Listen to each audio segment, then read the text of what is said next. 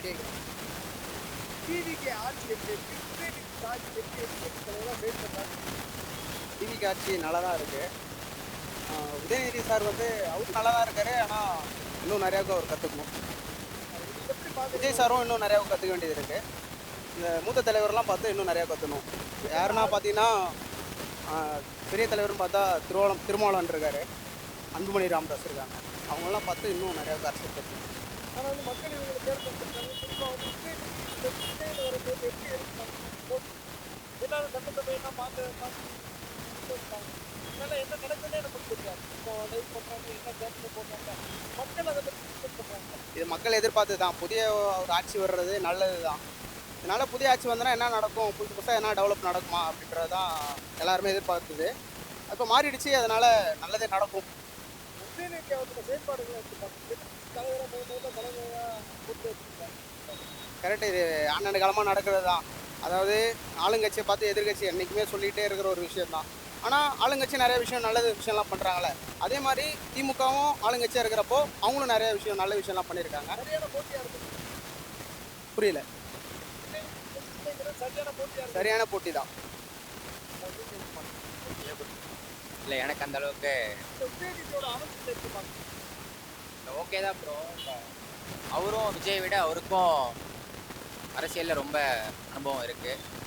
அப்படின்றப்போ எதிர்கட்சியாக இருக்கிறப்போ அவங்க முன்னாடியும் நிறையா பண்ணியிருக்காங்க. அவங்க ஏடிஎம்கேக்கு ஆப்போசிட்டாக இருக்கிறப்போ அவங்களும் நிறையா பண்ணியிருக்காங்க.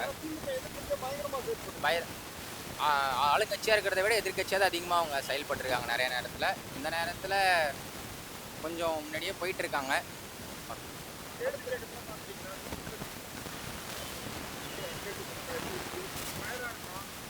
ரொம்ப கரெக்டாக தான் ப்ரோ. ரொம்ப ஃபயராக தான் இருக்குது. இன்னும் டிவிக்கில் இருக்கிறவங்களுக்கே இப்போ தான் அவங்கவுங்க எம்எல்ஏ எத்தனை பேர் இருக்காங்கன்னு அவங்களுக்கே இப்போ தான் தெரிய வருது.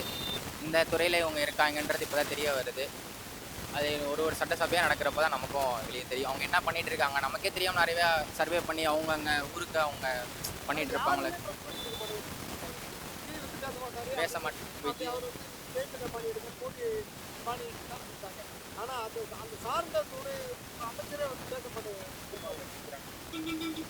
தெரியல ப்ரோ, அவங்க என்ன நினைக்கிறாங்க, அவங்க தலைவர் என்ன நினைக்கிறாரோ அதேமாரி எதாக இருந்தாலும் பேச வேணாம், செயலில் காட்டிக்கலான்ற மாதிரி அவங்களும் அவங்க தலைவர் தான். தெரியல, அதுதான் அவங்க என்ன பண்ணுறாங்கன்னு தெரியல. இப்போ தானே வந்திருக்காங்க, வேணுன்றாரு. அதான் புரியல ப்ரோ. அவங்க சைலண்ட்டாக ஏதோ சர்வே பண்ணுற மாதிரி பண்ணிகிட்டு இருக்காங்க. எப்போ எக்ஸ்போஸ் பண்ணுவாங்கன்னு தெரியல. அது நம்ம நல்லதாக இருந்தால் சரி, அவ்வளோதான். அதெல்லாம் நார்மல் தான், நம்ம யூஸ் பண்ணுறது பொறுத்து தான் வருது. எல்லாம் செய்வாரு, எங்களுக்கு நம்பிக்கை இருக்கு. 2500 கொடுக்கட்டும், மெதுவாக கொடுக்கட்டும். அது 2500 என்ன நல்லா நடக்குதா, ஆட்சி நல்லா நடக்குதா, அதுதான் நம்மளுக்கு தேவை. அவர் நல்லா பண்றாரு, கரெக்டா பண்ணுவாரு, அந்த நம்பிக்கை எங்களுக்கு இருக்கு. உதயநிதி எப்படி? உதயநிதி அவர் செய்யற வேலை என்னவோ அது செஞ்சுட்டு இருக்காரு. அவரு செய்யறது செய்யட்டும், நம்ம சார் செய்வார். எதிர்கட்சி தலைவர் நல்லா செயல்படுறாரு, சரியான ஒரு போட்டி இருக்கு. கரெக்டா பண்ண மாட்டேன்றாரு, பேசுறதும் சரியில்லை, செயலும் சரியில்லை. அவர் பேசுறது சரியில்லை. பொதுக்கூட்டத்துல எப்படி பேசணுன்றது இருக்கு, அடுத்தவங்களுக்கு மரியாதை கொடுக்கணுன்றது ஒண்ணு இருக்குல்ல, அதெல்லாம் கரெக்ட் இல்லை அவர் செய்யறது. சட்டசபையில ஒரு போட்டியா இருக்காரு விஜய் பேசுறது கரெக்டா தான் இருக்கு. எனக்கு தெரிஞ்ச வரைக்கும் டெய்லி நாங்க யூடியூப் எல்லாமே பாக்குறோம். யாரு? உதயநிதி என்னத்த பேசுறாரு? எதனா பேசினா அவங்க அப்படியே ஓடிடுறாங்க. என்ன பண்ண முடியும்? டிஎம்கே தான் இருந்தாலும் விஜய்க்கு சப்போர்ட் பண்ற இதெல்லாம் சரியில்லைப்பா. எதுவுமே பிடிக்கல. இப்போ நம்ம நம்ம தொகுதியிலேயே ஒரு வேலை செய்யணும்னா, நானும் உறுப்பினராக இருக்கேன். நம்மளுக்கு ஒரு வேலை வேணும்னா போய் சொன்னா அது உடனே செய்யணும். இப்போ எங்கள் வீட்டாண்ட போல் சரியில்லை, கரண்ட் போல். அது நான் போயிட்டு மனு கொடுத்துட்டு வந்தா, நான் இதுக்கும் பிஎல்எஃப் ஆஃபீஸில் தலைவியாக இருக்கேன், மகளிர் குழுவில் தலைவியாக இருக்கேன், பிஎல்எஃப் இதில் உறுப்பினரும் இருக்கேன். நம்ம ஒரு வேலை சொன்னால் செய்யணுமா இல்லையா? மக்களுக்கு செய்ய மாட்டேன்றான். சிலது நடக்குது. நம்மளுக்கு நடக்கலைன்னா கூட அடுத்தவங்களுக்கு நடக்குது இல்ல, அது சந்தோஷமா இருக்கு. கட்சியே விட்டுருங்க, நம்மகிட்ட கட்சி விட்டே கேட்க சரி, இந்த 100 நாள் விஜய் அவரோட ஆட்சி எப்படி இருக்குன்னா பொதுவாக எடுத்துப்பாங்க. பரவாயில்லன்னு சொல்றாங்க, எல்லாருமே சொல்றாங்க பெட்டரா இருக்குன்றாங்க. இந்த கரண்ட் பில் எல்லாம் கொஞ்சம் அதிகமா இருக்கு. கரண்ட் பில் அதிகமாக இருக்குன்றாங்க. ஸ்டார்ட் பண்ணோம்னா ரெடியூஸ் பண்றா பார்ப்போம். இந்த சட்டசபையில கரெக்டா ஆப்போசிட்ல கேட்க தானே செய்யணும். அப்படி கேட்டா தானே கேட்கறாரு கேட்டாதான் ரெகுலரா இருக்கிறவங்க ஒழுங்கா பண்ணுவாங்க இல்லையா? அதுக்கு ஒரு ஆள் இருக்கணும். அது சரியா இருப்பாரு. யாரா இருந்தாலும் அது மாதிரி செய்யணும்.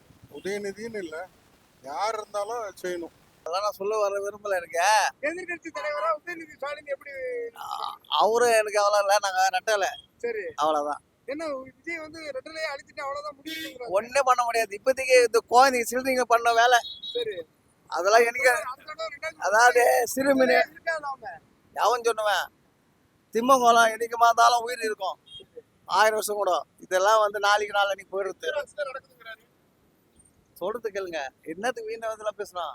இல்ல அவர் ஆதரவு சொல்றாரு, எம்ஜிஆர் ஆட்சி தான் நடக்குது, அதிமுக ஆட்சி தான் நடக்குது அப்படிங்கிறாரு. எல்லாம் அதுல இருக்கிறாங்க, அது பேச்சு அது வராது. ஆனா எல்லா அதிமுக ஐயா நான் சொல்றது கேளுங்க, என்னைக்குமே ரெட்டை என்னைக்குமே எடுக்க முடியாது, கொல்ல முடியாது. ஐயா வந்து எம்ஜிஆர் பீரியட்ல இருந்து அம்மா பீரியட்ல இருந்து இப்போ வந்து எடப்பாடி தான். ஓகேவா? எங்க பேனர் ஒரே நிமிஷம், எங்க பேனர் மேல ஏன் கை வச்சீங்க? உங்களை எதிர்கட்சியா கூட இருக்க விட மாட்டேன்ட்டாங்களே. சர்க்கார் படம் இருக்கும்போது பேனர்ல கை வச்சிருக்கீங்களா? அதெல்லாம் பேச்சு சொல்லிக்கலாம், சும்மானா பொய் சொல்லுவாங்க, அதெல்லாம் கண்டுக்காதீங்க.